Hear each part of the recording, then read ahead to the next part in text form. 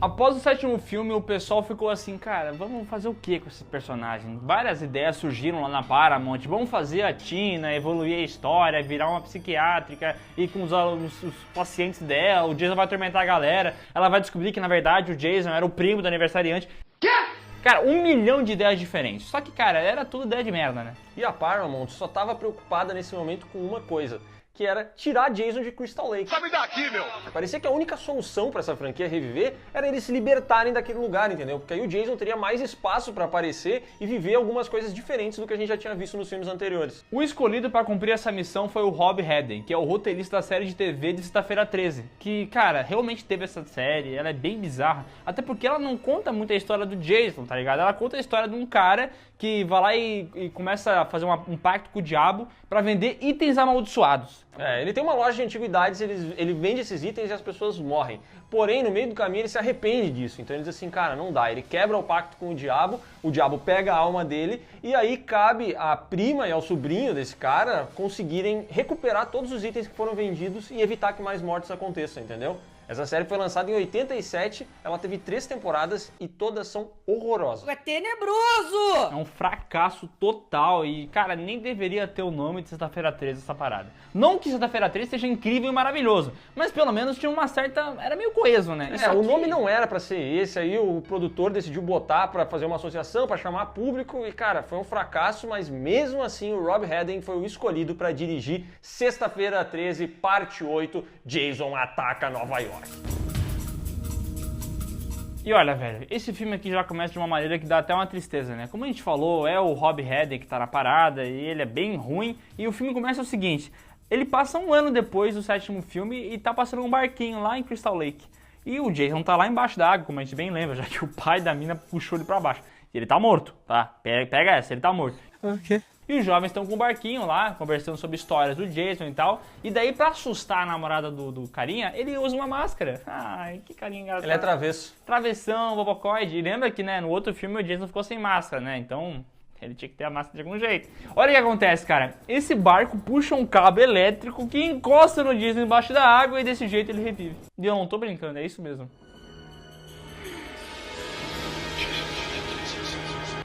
Ele já volta e, cara, pra não perder tempo, ele já mata aquele casal que quer transar. E de quebra, ele já descola a máscara dele, né, cara? Cara, que conveniente, né? Tudo dá certo na vida desse Um homem. casal e uma máscara no mesmo lugar, que sonho. E ele precisava pegar um barco pra ir pra Nova York. E olha só, ele cai num barco que leva...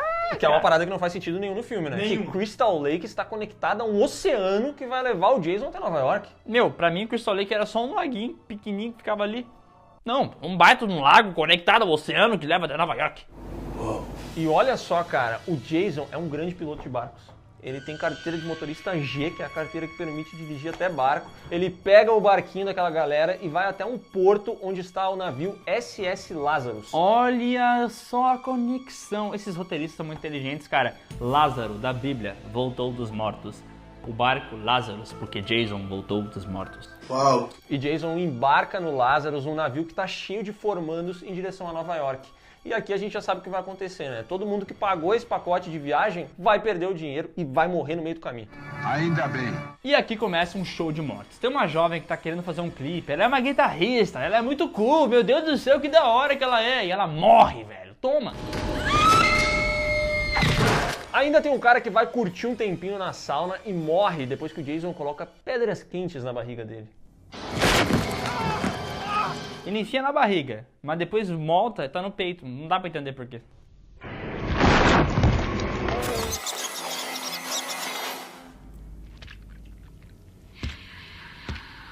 É o quê?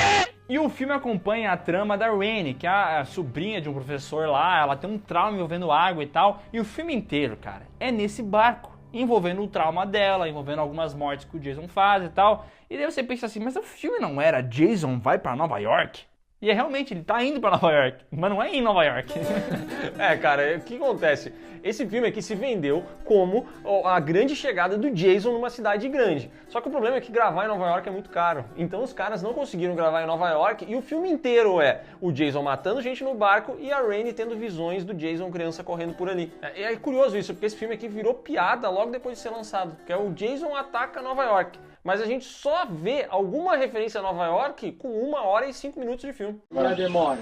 Mas tem coisas curiosas que acontecem dentro do barco que eu gostaria de ressaltar. Por exemplo, uma das alunas que tenta conseguir nota com o professor e finge que tá filmando a transa deles. E daí o cara participa da transa, né? Mas depois que ele tá no meio, ele fala assim: o que tá acontecendo? Meu Deus, eu tô sendo beijado, não esperava. Saia já de cima de mim.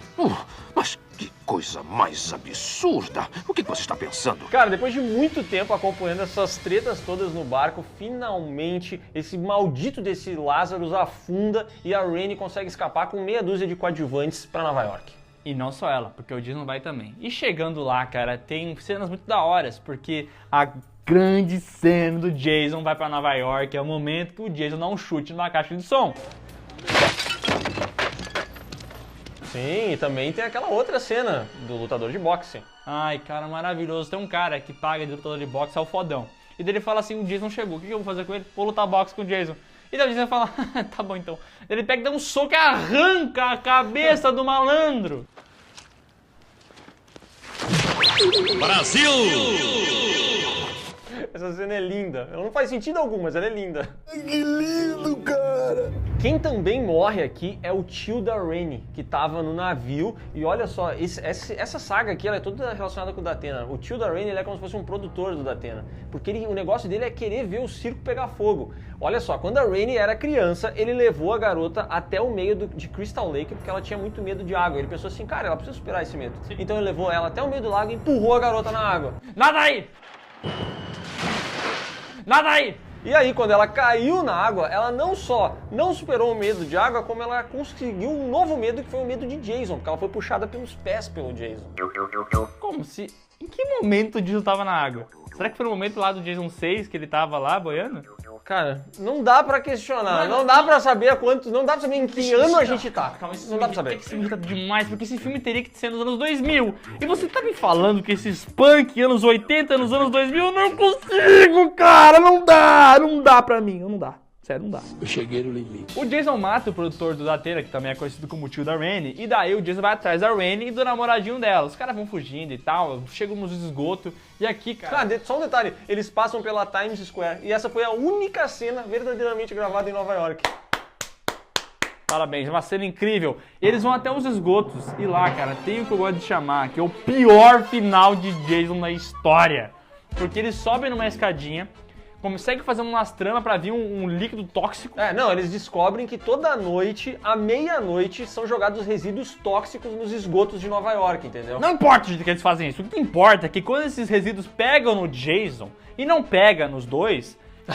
É engraçado, né? Eles estão aqui e o resíduo vem exatamente até aqui, 1 milímetro abaixo. Calculado. Mas olha só o que acontece com o Jason. O Jason, que era um zumbi, monstro e tudo mais, ele vira o menino Jason.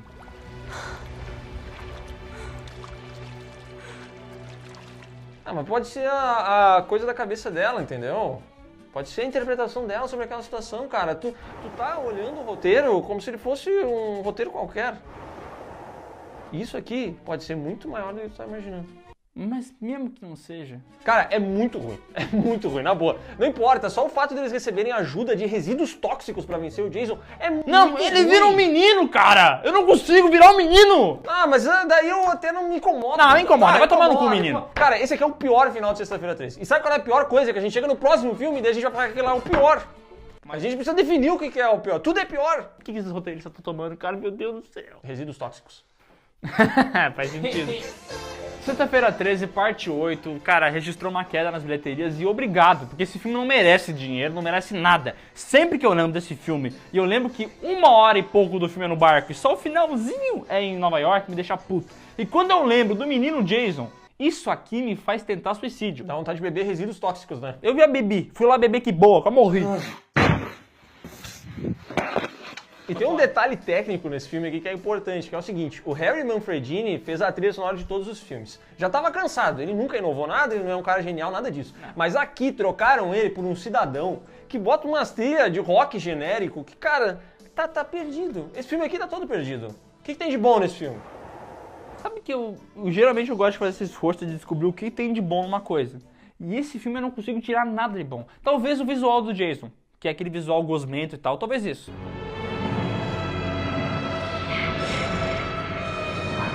Mas daí ele vira um menino depois, foda-se. Tu consegue entender que o menino pra mim me irrita, né? Não, eu entendo que tu não gosta de menino. Não tem problema, já superamos isso aí. Esquece o menino. Não dá. Esquece o menino. Menino que é banheiro, não. Tem umas coisas boas. Aqui, ó, menino aqui, ó. Não dá pra mim. Esse filme é muito ruim. Esse filme nada se salva nele. Ele é quase o pior da franquia. Ele só não é o pior porque as pessoas não sabiam que depois ia ter outro que ia superar tudo. Eles iam tirar o Jason de Nova York e mandar ele pro inferno. Vá pro inferno!